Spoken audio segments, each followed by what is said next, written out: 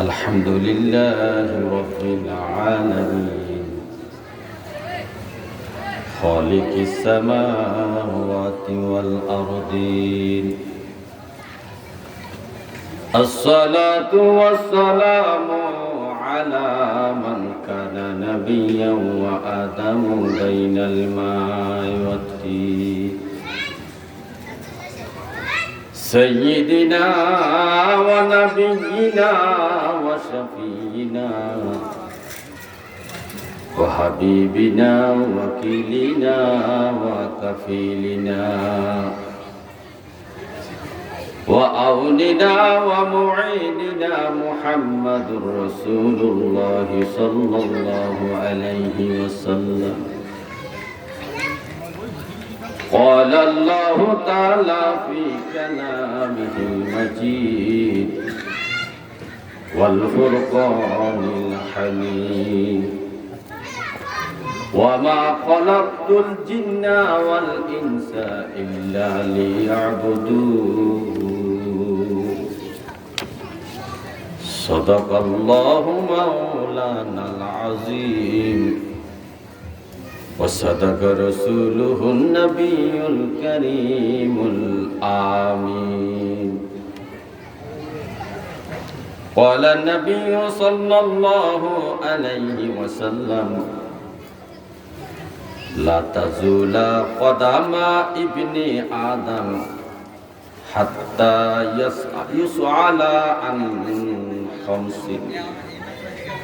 عن أموره فيما أفنوا وعن شبابه فيما أبلغوا وعن ماله من أين اكتسبه وفيما أنفق وما عامل فيما علم أو كما عليه الصلاة والسلام إن الله وملائكته يصلون على النبي يا أيها الذين آمنوا صلوا عليه وسلموا تسليما صلاة يا رسول الله عليكم سلام يا حبيب الله عليكم صلاة يا رسول الله عليكم سلام يا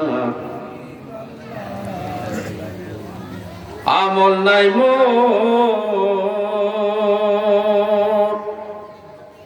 পরপারে দেখাইবা আপনার নামের তাসবিহ বরসায় আমার সালাত দুনিয়া রাসূলুল্লাহ আলাইকুম সালামুন ইয়া হাবিবাল্লাহ عليكم صلاة يا رسول الله عليكم سلام يا حبيب الله সাধ্য নাই মোর যাইতে আপনার দ্বারে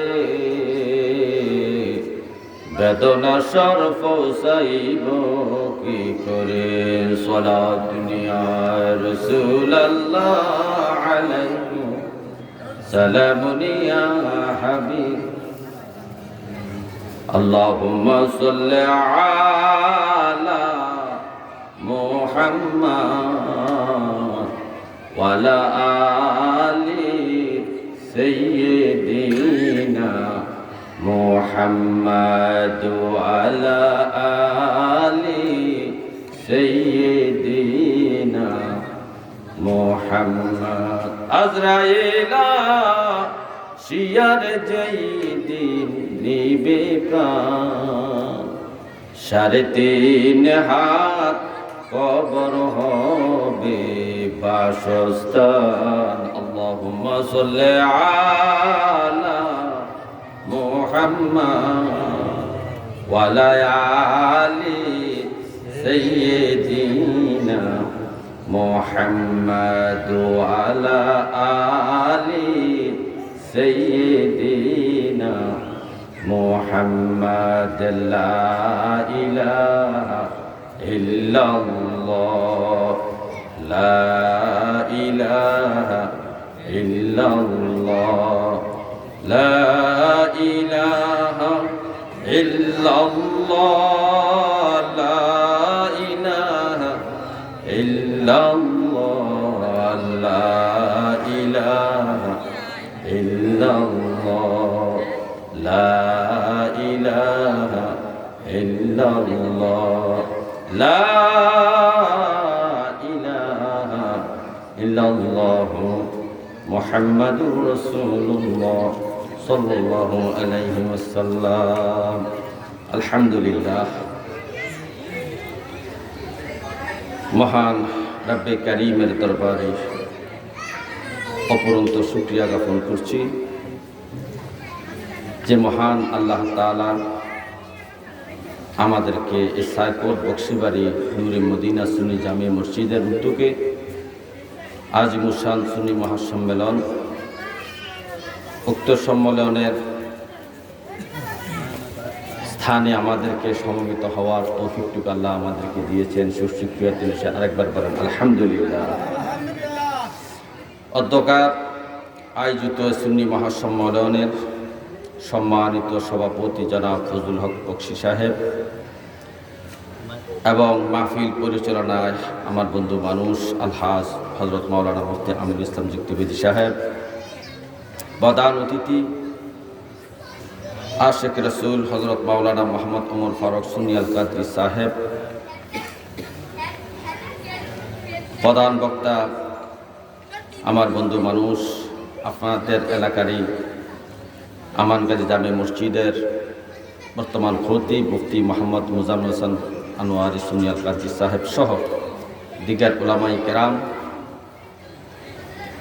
এবং এই মুহূর্তে স্টেজে উপস্থিত আছেন আমাদের সাদ্দাম ভাই, হযরত মাওলানা সাদ্দাম ভাই, আল্লাহ তাআলা ওনার হায়াতের মধ্যে এবং আমাদের প্রত্যেকের হায়াতের মধ্যে বরকত দান করুন বলেন আমিন। হাজিরিন, ওয়াজ মাহফিল, ওয়াজ অর্থ নসিহত, উপদেশ। ওয়াজ শব্দের অর্থ কি? নসিহত, উপদেশ। কোরআন ও হাদিস থেকে, পবিত্র কোরআন এবং হাদিস থেকে মানুষকে কিছু উপদেশ দেওয়ার নামে ওয়াজ। আর এই উপদেশগুলা শ্রবণ করে কাজে পরিণত করে কর্মের মাধ্যমে, আমলের মাধ্যমে নিজের জিন্দেগি পরিবর্তন করা হলো সফলতা। আর যে ওয়াজ এক কানে তো শুনলো আর এক কানে তো চলে গেল, এইটার এই নসিহতের কোনো দাম নাই। এজন্য আমরা, যেহেতু আল্লাহ তাআলা আমাদেরকে এই জান্নাতের বাগানের বেহেশতের বাগানে বসার তৌফিক দিয়েছেন, আমরা যতটুকু সময় বসবো মনোযোগ সহকারে আমরা কথাগুলো শুনবো। হয়তোবা এর মধ্যে আমাদের দুই একটু কথা উপকার আসতে পারে, কি আসতে পারে না? আসতে পারে। হাজিরিন, বছরে একটা মাহফিল আপনারা করেন হাজার হাজার টাকা খরচ করে, যদি আমাদের উপকারে না আসে এই বয়ানের দ্বারা, আলোচনার দ্বারা, তাহলে কি লাভ হলো এত টাকা খরচ করে? এই জন্য আপনাদের কাছে, আমার মা বোনদের কাছে, সবার কাছে আমি বাস্তে অনুরোধ করব যে আপনারা অন্তত পক্ষে এই তো কয় ঘন্টা ওয়াজ চলবে, তো রাতের 10টা 11টা 12টার মধ্যে চলবে, তো হচ্ছে 5-7 ঘন্টা, 4-5 ঘন্টা সময় আমরা একটু দুনিয়াবী কাজকর্ম থেকে বিরত নিয়ে হুজুরের কথাগুলো আমরা মনোযোগ সহকারে শুনি, কথা না বলি, তাইলে এর মাধ্যমে আমার উপকার হতে পারে এমন কিছু কথা হুজুরের জবান দিয়ে বাইর হবে। হাজিরিন, আল্লাহ তাআলা আমাদেরকে সৃষ্টি করেছেন একমাত্র, শুধুমাত্র ইল্লা লিয়াবুদুন, আল্লাহর ইবাদত করার জন্য। ওমা খলাকতুল জিন্না ওয়াল ইনসা ইল্লা লিয়াবুদুন, আল্লাহ তাআলা বলতেছেন আমি মানুষ সৃষ্টি করছি শুধু আমার ইবাদত করার জন্য। প্রশ্ন করতে পারেন হুজুর, তো ইবাদত তো শুধু 5 ওয়াক্ত নামাজ, রমজান মাসে 30টা রোজা, উপযুক্ত হলো হজ, উপযুক্ত হলো যাকাত, এগুলো তো ইবাদত। তো 24 ঘন্টা আবাদত হইবে কিভাবে? যদি আমাদেরকে আবাদতের জন্য সৃষ্টি করেন আল্লাহ, তো 24 ঘন্টা কিভাবে আবাদত? হ্যাঁ, হয়তোবা আমরা ভুল বুঝছি। মুসলমান ইমানদার মুমিন মুত্তাকিনের 24 ঘন্টাও আবাদত। মুসলমান ঘুমাইলেও আবাদত, পায়খানা গেলেও আবাদত, ফরসাখানা ঢুকলেও আবাদত, ঘরের কাজ করলে আবাদত, বাজার করলে আবাদত, ব্যবসা করলে আবাদত, দোকানদারি করলে, এভরিথিং মুসলমানের প্রত্যেকটা কাজই আবাদত বলে সুবহানাল্লাহ। কিন্তু সেটা আবাদতের প্রক্রিয়ায় কাজটা করতে হবে। যদি আমার ব্যবসায় আবাদত হইতে হয়, নবীর তরিকা মতো ব্যবসা করতে হবে। যদি আমার খেতে পাত্রে গৃহস্থী কাজ করা আবাদতে পরিণত করতে চাই, আমার ধান চাষ, গম চাষ, শাকসবজির উৎপাদন চাষ করা যদি আবাদতে এটারে আনতে চাই, তাহলে নবীর তরিকা মতো আমাকে চাষ করতে হবে। যদি প্রস্রাবখানায় ঢুকা বাইর হওয়ায় যদি আমার আবাদত করতে হয় নবীর তরিকায়, নবীর তরিকা শিখানো মতে প্রস্রাবখানা ঢুকতে হবে, দোয়া পড়ে এবং বাইর হয়ে আবার দোয়া পড়তে হবে। তাইলে প্রস্রাব পায়খানা করাও কি হবে? আশ্চর্য বিষয়। এই জন্যই আমার আল্লাহ বলেন, ওয়ামা খালাকতুল জিন্না ওয়াল ইনসা ইল্লা লিয়াবুদুন। ও আমার বান্দারা, তোমাদেরকে আমি সৃষ্টি করছি শুধু আমার ইবাদত করার জন্য। মুসলমানের 24 ঘন্টায় ইবাদত। মুসলমান ঘুমাইলেও ইবাদত হয়। তো কিভাবে ঘুমাইলে ইবাদত হবে? ঘুমের আগে কিছু আমল আছে, ঘুমানোর দোয়া আছে। ওযু করে ঘুমাইতে হবে, ঘুম থেকে উঠিয়া দোয়া পড়তে হবে, ওযু করতে হবে, নামাজের প্রস্তুতি নিতে হবে। তাহলে আমার ঘুমটাও আমার ইবাদতের খাতায় হাজিরা উঠবে। মুসলমানের প্রত্যেকটা কাজ, প্রত্যেকটা কর্ম, প্রত্যেকটা আমল ইবাদতে পরিণত হয়। তো আমাদেরকে আল্লাহ সৃষ্টি করেছেন শুধু আল্লাহর ইবাদত করার জন্য, নবীর তরিকা মতে, নবীজির দেখানো মতে পথে আমল আখলাক করে ইবাদতে আমাদের কর্মগুলা পরিণত করতে হবে। কত সুন্দর করে আল্লাহ বলতেন, বান্দারে আমি তোরে সৃষ্টি করছি শুধু আমার ইবাদতের জন্য। হে আমার ভাইও,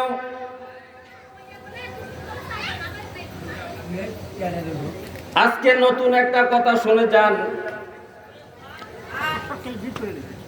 পুরান কথাটা আগে বলি। প্রত্যেকটা মুসলমান মুখস্থ করা হয়েছে, কবরের মধ্যে 3টা প্রশ্ন করা হবে। মোটামুটি প্রত্যেকটা মানুষ যাদের বুঝ শক্তি আছে, যারা সাবালক হয়েছে, নাবালক থেকে সাবালক হয়েছে, তাদের মধ্যে এই কথাটা বিশ্বাস আছে যে কবরের 3টা প্রশ্ন করা হবে।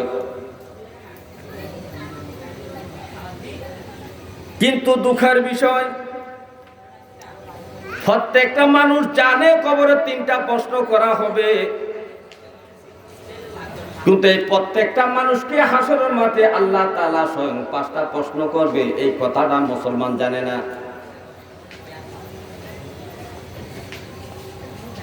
কিছু কিছু মুসলমান হয়তো বা জানে, কোনো মাহফিলে শুনছে, বেশিরভাগ মুসলমানে জানে না হাসরের মাঠে আল্লাহ 5টা প্রশ্ন করবে। কবরের প্রশ্নগুলা করা হবে ফেরেশতার মাধ্যমে, আর হাসরের মাঠে আল্লাহ স্বয়ং প্রশ্ন করবেন। স্বয়ং আল্লাহ নিজে প্রশ্ন করবেন। হাসরের মাঠের একটা প্রশ্ন ফেরেশতার দ্বারা করানো হবে না, আল্লাহর সামনে আপনাকে হাজির করা হবে বিচারের জন্য। স্বয়ং আল্লাহ আপনাকে 5টা প্রশ্ন করবে। কবরের প্রশ্নগুলা ফেরেশতাই করবে, হাসরের মাঠের প্রশ্ন করবে স্বয়ং আল্লাহ। যে প্রশ্নটা স্বয়ং আল্লাহ করবে, প্রশ্নের গুরুত্ব বেশি। ফেরেশতার প্রশ্নের চোখ হাসরের মাঠের প্রশ্নের গুরুত্ব অত্যন্ত বেশি। তবে সুসংবাদ হলো, ফেরেশতার যে 3টা প্রশ্ন করবে কবরে, তিনটা প্রশ্ন যদি আপনি সফলতা অর্জন করতে পারেন, পাস করতে পারেন, তাহলে হাসরের মাঠের 5টা প্রশ্ন আল্লাহ যা করবে তা আপনার জন্য অতি সহজ হয়ে যাবে।